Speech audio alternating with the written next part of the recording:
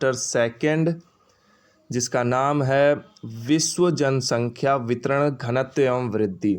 इस चैप्टर के 20+ most important MCQ आज हम करने वाले हैं। तो चलिए शुरू करते हैं। सबसे पहला क्वेश्चन है जनसंख्या क्या है। सबसे पहला क्वेश्चन है जनसंख्या क्या है।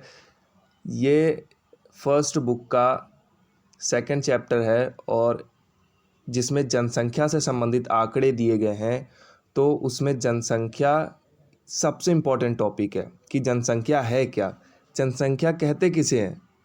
तो ऑप्शंस देख लेते हैं। सबसे पहला, एक राज्य की जनसंख्या को जनसंख्या कहते हैं, एक राष्ट्र की जनसंख्या को जनसंख्या कहते हैं, या फिर ए बी दोनों को, या फिर लोगों की संख्या को जनसंख्या कहते हैं। तो सिंपल से समझते हैं, किसी स्थान पर निवास कर रहे लोगों की जो संख्या होती है, अगर इस रेक्टेंगल को, इस आयत को एक क्षेत्र मान लें और इन बिंदुओं को इंसान मान लें, तो इस क्षेत्र के अंदर ये जितने बिंदु हैं यानी कि ये इंसान, यही इस क्षेत्र की जनसंख्या कहलाती है। तो अगर पूछना है तो इस क्षेत्र में कितनी जनसंख्या है, तो इन बिंदुओं को गिन देंगे एंड देन उसके बाद हमारा आंसर हो जाएगा कि इस क्षेत्र की जनसंख्या 10,000 है, 20,000 है, या जितनी भी है। समझ गए, सिंपल सा है। लोगों की संख्या को ही जनसंख्या कहते हैं। Option D is the correct answer. अगला क्वेश्चन, दो समय अंतरालों के बीच जनसंख्या में होने वाले परिवर्तन को क्या कहते हैं। एक समय अंतराल हो गया मान लो 2011, ठीक है, और एक समय अंतराल हो गया 2021। ये तो पता है कि भारत में जनसंख्या जो है वो हर 10 साल के अंतराल पर होती है, ठीक है। तो मान लेते हैं कि एक लेकिन हम पढ़ रहे हैं विश्व का, तो यहाँ पे अलग देखना होगा। तो मान लेते हैं कि एक जनसंख्या का अंतराल है 2011 और एक है 2021। तो इन दोनों यानी कि 2011 से और 21 के बीच जनसंख्या में कितनी वृद्धि हुई है, ठीक है, कितनी कमी आई है, कितनी वृद्धि हुई यानी कि बढ़ी है, और सारी चीज़ें, ये सारी चीज़ें जो हैं वो जनसंख्या वृद्धि के अंतर्गत आती हैं। यानी कि दो समय अंतरालों के बीच जनसंख्या में होने वाले परिवर्तन को जनसंख्या वृद्धि कहते हैं। या तो जनसंख्या में क्या होगा, धनात्मक वृद्धि होगी, ठीक है, या फिर ऋणात्मक वृद्धि होगी यानी कि कमी होगी, यही हो सकता है, ठीक है। तो इसका सही जवाब होगा जनसंख्या वृद्धि। दो समय अंतरालों के बीच होने वाले जनसंख्या में परिवर्तन को जनसंख्या वृद्धि कहते हैं। अगला क्वेश्चन, लोगों के फैलाव को क्या कहते हैं। ये भी काफ़ी इंपॉर्टेंट क्वेश्चन है। लोगों के फैलाव को क्या कहते हैं। ऑप्शन ए जनसंख्या वितरण, ऑप्शन बी जनसंख्या घनत्व, ऑप्शन सी जनसंख्या वृद्धि, या फिर ऑप्शन डी जनसंख्या फैलाव। इसमें इसका सही जवाब होगा वो होगा जनसंख्या वितरण। Option A is the correct answer. जनसंख्या वितरण जो होता है वो लोगों का फैलाव, यानी कि लोगों का फैलाव किसी स्थान या क्षेत्र पर लोग जो है किस तरह से फैले हुए हैं। यानी कि ये एक स्थान मान लें, तो इस जगह पर जो लोग रहते हैं, हाँ, अब अगर देखें तो इस जगह पर लोग कैसे हैं, अधिक है, इस जगह पर लोग कैसे हैं, कम है, ठीक है।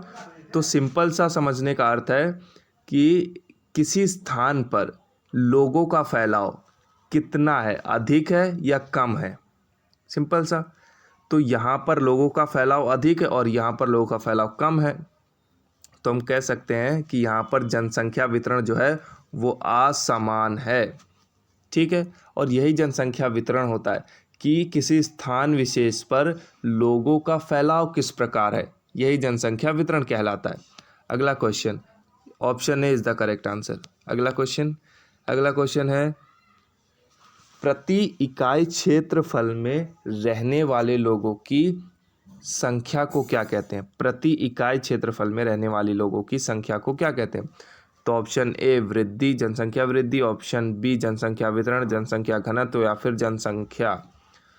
इसका सही जवाब होगा वो होगा जनसंख्या घनत्व प्रति किलोमीटर में, यानी कि 1 किलोमीटर के दायरे में जितने भी लोग रहते हैं उसे उस क्षेत्र का जनसंख्या घनत्व कहते हैं।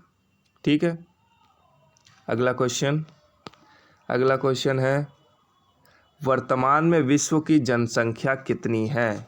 काफ़ी इंपॉर्टेंट क्वेश्चन है, वर्तमान में विश्व की जनसंख्या कितनी है। ऑप्शन है 700 करोड़ से अधिक, 800 करोड़ से अधिक, 700 करोड़ से कम, या 800 करोड़ से कम। तो इसका सही जवाब जो होगा ये 800 करोड़ से कम नहीं, इधर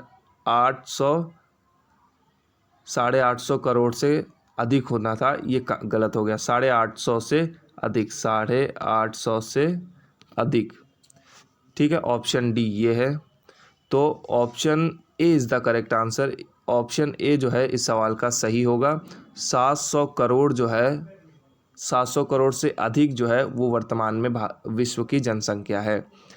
अगर ये लेटेस्ट अपडेट के अनुसार है, अगर बुक की मानेंगे तो बुक में 600 करोड़ ही दिखा रखा है, 600 करोड़ से अधिक। तो लेटेस्ट अपडेट के अनुसार 600 करोड़ से अधिक जो है विश्व की जनसंख्या है। अगला क्वेश्चन है, यह एक कथन है जिसे मैं बताना कि कथन किसने कहा है। स्वर्ण से नहीं वरन स्त्री और पुरुषों से एक राष्ट्र मजबूत बनता है। ये कथन किसने कहा है। काफ़ी इंपॉर्टेंट कथन जो होते हैं वो काफ़ी महत्वपूर्ण होते हैं कि कोई कथन जो है वो किस व्यक्ति ने कहा है। ठीक है, उस कथन में क्या मतलब निकलता है उसका, ये सब। तो यह कथन किसने कहा है। सर विलियम जोन्स, क्रिस्टोफर आनंद मिश्रा, या फिर राल्फ वॉल्डो इमर्सन। इसका सही जवाब होगा वो होगा ऑप्शन डी। ठीक है, option D is the correct answer. Ralph Waldo Emerson ने कहा था कि स्वर्ण से नहीं, किसी राष्ट्र का निर्माण जो है वो जनसंख्या से होता है। तो जनसंख्या में क्या होते हैं, पुरुष और स्त्री, सिंपल सा। तो एक राष्ट्र जो है वो सोने से नहीं बल्कि पुरुष और स्त्रियों से मजबूत बनता है। अगला क्वेश्चन है, विश्व की कितने प्रतिशत जनसंख्या सिर्फ 10 देशों में निवास करती है। विश्व की कितने प्रतिशत जनसंख्या सिर्फ 10 देशों में निवास करती है। ऑप्शन ए 60% जनसंख्या, 71% जनसंख्या, 25 या 20। इसका सही जवाब होगा वो होगा 60% जनसंख्या। 60% जनसंख्या, यानी option A is the correct answer. 60% जनसंख्या जो है विश्व के सिर्फ 10 देशों में निवास करती है, और वो देश हैं चीन, ठीक है, पाकिस्तान, भारत और बांग्लादेश, ठीक है, और जापान हो गया, ठीक है, रूस, ये सारे देश हैं, और भी देश हैं। अगला क्वेश्चन, 8वां क्वेश्चन है, जनसंख्या वितरण को प्रभावित करने वाले कारक कौन कौन से हैं। जनसंख्या वितरण को प्रभावित करने वाले कारक कौन कौन से हैं। ऑप्शंस हैं भौगोलिक कारक, सामाजिक एवं सांस्कृतिक कारक, आर्थिक कारक, या उपरोक्त सभी। तो जनसंख्या वितरण जो है उसको प्रभावित करने वाले कारक ये सारे ही हैं, तो ऑप्शन डी सही आंसर हो जाएगा। अगला क्वेश्चन, जनसंख्या परिवर्तन के घटक कौन कौन से। जनसंख्या परिवर्तन के घटक कौन कौन से। ऑप्शंस हैं अशोधित जन्म दर, अशोधित मृत्यु दर, ठीक है, या फिर प्रवास, या उपरोक्त सभी। तो इसका सही जवाब हो जाएगा उपरोक्त सभी। उपरोक्त सभी जो है वो इसका सही जवाब हो जाएगा। अशोधित जन्म दर भी है, मृत्यु दर भी और प्रवास भी है। अगला क्वेश्चन है, रोहन बिहार से दिल्ली आया। ये बिहार है और वो यहाँ से दिल्ली आया, ठीक है, ठीक है, बिहार से दिल्ली आया, इसे क्या कहेंगे। ठीक है, समझते हैं। ए ऑप्शन ए है, रोहन बिहार से उत्प्रवासी और दिल्ली का आप्रवासी है, ठीक है। अगला ऑप्शन, रोहन बिहार से आप्रवासी, दिल्ली का उत्प्रवासी है, ऑप्शन बी। या फिर ऑप्शन सी, ए बी दोनों, या फिर ऑप्शन डी इनमें से कोई नहीं। तो अगर कोई व्यक्ति है जो बिहार से चल के आया है दिल्ली, ठीक है, तो वो बिहार से उत्प्रवास करके आया है, ठीक है, उत्प्रवास। लेकिन वो दिल्ली में क्या हो गया है, आप्रवासी। आप्रवासी, ठीक है, सिंपल सा। तो इसका सही जवाब जो होगा वो होगा ऑप्शन ए। ऑप्शन ए इसका सही जवाब होगा, रोहन बिहार से उत्प्रवासी और दिल्ली से आप्रवासी। Option A is the correct answer. अगला क्वेश्चन है 11वां। वे कारक जो किसी व्यक्ति या जनसंख्या को किसी स्थान से दूर दूर भगाते हैं, ठीक है, किसी स्थान से दूर भगाते हैं, क्या कहलाते हैं? कोई कारक है, जैसे मान लो कोई उपद्रवी कारक है, जैसे वहाँ पर खून खराबा अधिक होता है, ठीक है, तो वो क्या है, वो एक प्रतिकर्ष कारक है। यानी कि प्रतिकर्ष कारक है, यानी कि क्या जहाँ पे खून खराबा होता है, क्या वहाँ पर जनसंख्या रहेगी? क्या लोग वहाँ पर रहेंगे? हमेशा वहाँ पर जान का खतरा रहेगा, ठीक है, जान का खतरा रहेगा, जिससे लोग वहाँ रहना पसंद नहीं करेंगे। तो वो क्या है, एक प्रतिकर्ष कारक है। तो यहाँ पर इसका सही जवाब होगा वो होगा ऑप्शन ए, प्रतिकर्ष कारक। यानी कि वे कारक जो किसी स्थान को व्यक्तियों के रहने लायक ना बनाते हों या फिर उस स्थान से व्यक्तियों को दूर भगाते हों, वे कारक जो हैं वो प्रतिकर्ष कारक कहलाएंगे, ठीक है। अगला क्वेश्चन है वे कारक, ठीक है, वे कारक जो किसी व्यक्ति या जनसंख्या को आकर्षित करते हैं, क्या कहलाते हैं? यानी कि किसी जनसंख्या को आकर्षित कर रहे हैं, वो इसका मतलब वहाँ पर कुछ ऐसी चीज़ है, कुछ ऐसी चीज़ है जो लोगों को आकर्षित कर रही है। तो वो कारक कौन सा है? ठीक है, वो कारक कोई भी हो सकता है, जैसे कि अच्छी स्वास्थ्य सुविधा, ठीक है, पार्क, ठीक है, कोई भी हो सकता है। तो ये सारे कारक क्या कहलाते हैं? ये सारे कारक कहलाते हैं अपकर्ष कारक, यानी कि आकर्षित करने वाले कारक, अपकर्ष कारक, ठीक है, अपकर्ष कारक। ऑप्शन बी सही जवाब होगा। 13वां सवाल, 13वां क्वेश्चन है विश्व की जनसंख्या वृद्धि दर 2015 के अनुसार कितनी है? इंपॉर्टेंट क्वेश्चन है काफ़ी। विश्व की जनसंख्या वृद्धि दर 2010 और 15 के अनुसार कितनी है? Option A 1.2, option B 1.6, option C 1.5 या फिर ऑप्शन डी 1. तो इसका सही जवाब होगा वो होगा 1.6, जो है वो विश्व की वार्षिक वृद्धि दर है, ठीक है। विश्व की जनसंख्या वृद्धि दर थी 2015 में, ठीक है, 2015 में विश्व की वार्षिक वृद्धि दर 1.6 थी। अगला क्वेश्चन है किस महाद्वीप का जनसंख्या वृद्धि दर सर्वाधिक है? ठीक है, ऑप्शन है अफ्रीका, यूरोप या फिर उत्तरी अमेरिका या फिर ऑस्ट्रेलिया। किस महाद्वीप का, क्वेश्चन ध्यान से पढ़ना है, किस महाद्वीप का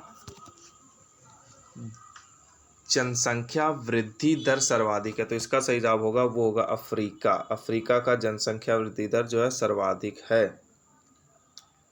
अफ्रीका का जनसंख्या वृद्धि दर सर्वाधिक है जी। तो इसका सही जवाब हो जाएगा अफ्रीका, ठीक है। अगला क्वेश्चन है किस महाद्वीप की जनसंख्या वृद्धि दर सबसे कम है?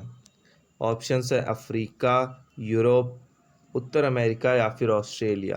तो इसका सही जवाब हो जाएगा यूरोप। यूरोप की सबसे कम जनसंख्या वृद्धि दर है। अगला क्वेश्चन है निम्नलिखित में से कौन सा एक भौगोलिक कारक है? निम्नलिखित में से कौन सा एक भौगोलिक कारक है? खनिज, नगरीकरण, औद्योगिकरण या फिर मृदा।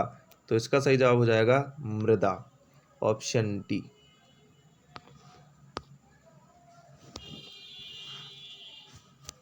और 17वां क्वेश्चन निम्नलिखित में से कौन सा एक आर्थिक कारक नहीं है? ऑप्शन है खनिज, नगरीकरण, औद्योगिकरण या फिर जल। तो इसका सही जवाब हो जाएगा जल जो है वो एक आर्थिक कारक नहीं है, ये एक भौगोलिक कारक है। और ये तीनों ऊपर वाले सारे के सारे आर्थिक कारक हैं। अगला क्वेश्चन है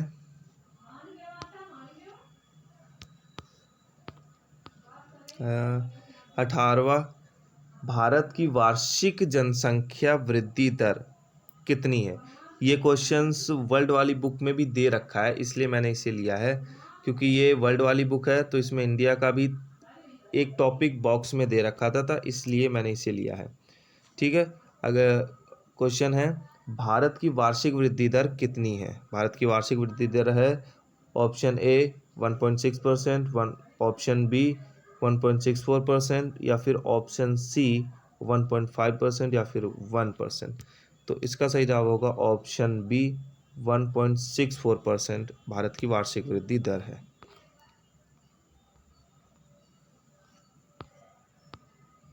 अगला क्वेश्चन है विश्व की 90% जनसंख्या विश्व के कितने प्रतिशत भूभाग पर निवास करती है? ये काफ़ी इंपॉर्टेंट क्वेश्चन है। ऑप्शन है 10%, 20%, 30%, 40%। तो इसका सही जवाब होगा वो होगा 10% भूभाग पर सिर्फ 90% जनसंख्या निवास करती है। और 10 देश हैं ऐसे जहाँ पर जनसंख्या 60% से अधिक है, और उसमें से सिर्फ 6 देश तो एशिया महाद्वीप में ही है। इन 10 देशों में 6 देश तो एशिया महाद्वीप में ही है। तो अगला क्वेश्चन है 20वां, निम्नलिखित में से किस महाद्वीप का जनसंख्या घनत्व सर्वाधिक है? जनसंख्या घनत्व किस महाद्वीप का सर्वाधिक है? तो ऑप्शन है एशिया, अफ्रीका, यूरोप या फिर उत्तर अमेरिका। इसका सही जवाब हो जाएगा एशिया। एशिया का सर्वाधिक है जनसंख्या घनत्व। अगला क्वेश्चन, निम्नलिखित में से किस महाद्वीप का जनसंख्या घनत्व सबसे कम है? सबसे कम, लोएस्ट है, सबसे कम है। तो इस ऑप्शन थे एशिया, अफ्रीका, यूरोप, ऑस्ट्रेलिया। तो इसका सही जवाब हो जाएगा ऑप्शन डी, ऑस्ट्रेलिया का जनसंख्या घनत्व जो है वो सबसे कम है। अगला क्वेश्चन है 22वां, इसमें आपको चित्र देखकर पहचानना है कि ये चित्र जो है वो किसी से संबंधित है। ऑप्शंस दिए गए ऑप्शंस में से किससे संबंधित है? तो मैं इसे जूम कर देता हूँ, ये चित्र, ठीक है, ये चित्र जो है किससे संबंधित है? ऑप्शंस है जनसंख्या घनत्व, जनसंख्या वृद्धि या फिर जनांक संक्रमण सिद्धांत या फिर सर थॉमस माल्थस सिद्धांत। सर थॉमस माल्थस होगा इधर, माल्थस, ठीक है, हाँ इस जगह पे माल्थस होगा, ये टाइपिंग मिस्टेक है। तो सर थॉमस माल्थस सिद्धांत। तो ऑप्शंस दिए गए, ऑप्शन सी जो है वो करेक्ट हो जाएगा। ये जनांक संक्रमण सिद्धांत से संबंधित एक चित्र है। तो ये थे आज की वीडियो में 20+ MCQs, 22 MCQs आज हमने करे थे। I hope you like this video. Please subscribe my channel for more updates. Thank you.